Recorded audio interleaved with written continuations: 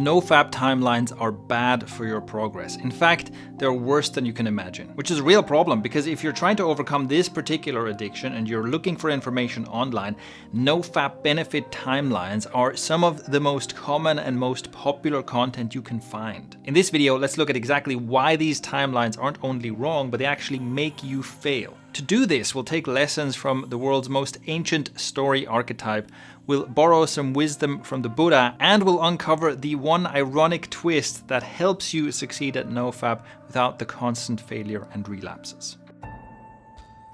In the comments and in my community, I get a lot of this kind of question about how long does it take? How long until my brain is healed from porn addiction? How long until I don't feel any urges anymore? How long until I notice more focus, more motivation, more gains in the gym? And of course, quitting does ultimately lead to benefits. I mean, that's why you're doing it in the first place. You're removing a harmful influence on your life, and there are benefits down the line that you have every right to expect. In fact, I believe that for many guys, quitting porn is one of the most, if not the most beneficial thing you can do to improve yourself and improve your life. So then, what's my problem with NoFap Benefit Timelines? Well, unfortunately, they do more harm than good, and it's for one reason. They make you expect nothing but benefits on a specific, predictable timeline. And the more you expect this, the more you will suffer.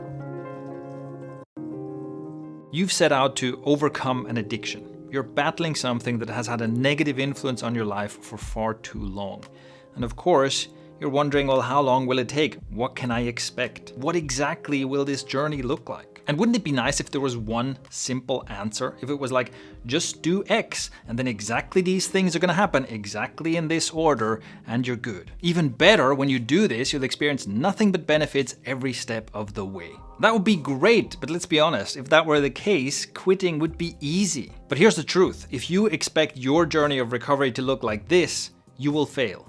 Recovery is not perfectly predictable, and it's not the same for everyone. What you can predict is that it usually gets worse before it gets better, often a lot worse. So your journey to recovery will look more like this. In fact, this is what almost all personal growth looks like, and that's not exactly a secret. This is the truth of what it takes to change, to heal, to improve yourself. And we've known it forever. This truth is reflected in countless stories that have been told all over the world in all kinds of cultures, probably for thousands of years. This story archetype is called the hero's journey. And you have seen this many times in movies, in shows, in books, and even in real life if you look out for it. By some estimations, the hero's journey is the most common story archetype in the history of the world. And it goes something like this. The hero is faced with a terrible problem. And in order to solve this problem, he has to leave his comfort zone. He has to leave home and venture out into the unknown. There, he will encounter many challenges, both external and internal. He will face storms and monsters and treacherous cliff sides, but also self-doubt and fear and hopelessness. The hero struggles on and eventually finds that it was these very challenges that led to new wisdom, new abilities, and ultimately the strength to solve the original problem. Through this journey, the hero is transformed and becomes who he needs to be in order to defeat the big bad villain or whatever the problem at the outset was. So in your journey to recover from porn addiction, if you're going to expect something, don't expect this.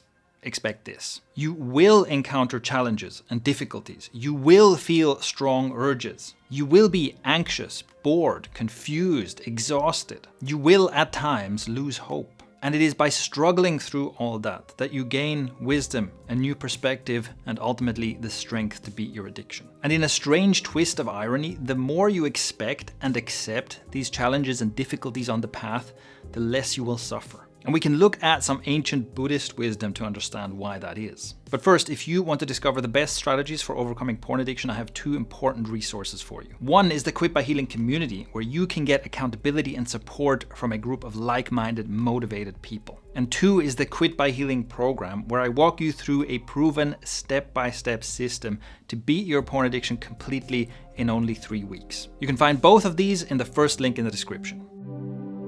So why is it that the more we expect a difficult journey, the less we end up suffering? And by the way, the reverse is also true, which is what brought us here. This is exactly the problem with NoFap Benefits Timelines. The more you expect that it's going to be smooth sailing and benefits only, the more you'll suffer. An idea we can get from Buddhist philosophy is that the source of our suffering is resistance. When you desire to be somewhere else, to have something else that you don't want to be here now, that is the cause of your suffering. So on your journey of recovery, it's this part where it gets uncomfortable and challenging and difficult, where you go, I don't want to be here. I don't want to experience these difficult things. Instead, you want to be in the future, where everything is better, where you've already got this problem behind you. Or maybe you want to be in the past, back in the comfort zone of your addiction. Or even worse, you want to be on this journey here, where everything always only gets better. There's only one problem. This journey isn't real. Wanting to experience this fictional journey makes you give up when things get hard, and then you have regrets because you relapsed, which makes you try again, then you give up again because it got hard and you have even more regrets, and the more you do this, the more you feel like a failure and a loser, and the worse it gets. See how that creates more suffering for yourself? See how the more you try to escape the discomfort and the suffering, the more suffering you create. You want to be in the past, in the future, in your comfort zone, in a fictional alternate reality that doesn't exist. You want to be anywhere but here, now, in the struggle. So if that's what causes all this suffering, what's the solution? Well, do the opposite. Accept from the outset that your journey of recovery will look something like this, that you will go through these struggles. And accept the uncertainty too. Nobody knows exactly what challenges you will be facing, and nobody knows exactly how long this will take either. There is no timeline that's set in stone that you can rely on, where in every moment you know what's going to happen next. Like, oh, today is day 13, so tomorrow my testosterone will double and it's going to be the end of my flatline. That's just not real. And once you accept that, once you can say yes to this whole experience, once you can tell yourself, okay, this is the part where I'm struggling, this is the part that sucks, and I'm not going to try to run away from it, suddenly you'll suffer a lot less. This is the great irony. Once you embrace the fact that the journey is going to be long and hard, you've found the shortcut. Because embracing it and getting through it is in the end much faster than always trying to run away from the difficulties, trying again, relapsing again, trying again, and failing over and over again forever. So this is what we can learn about recovery from people much older and much wiser than ourselves. Embrace the journey. Embrace the suck. Let go of your need for certainty.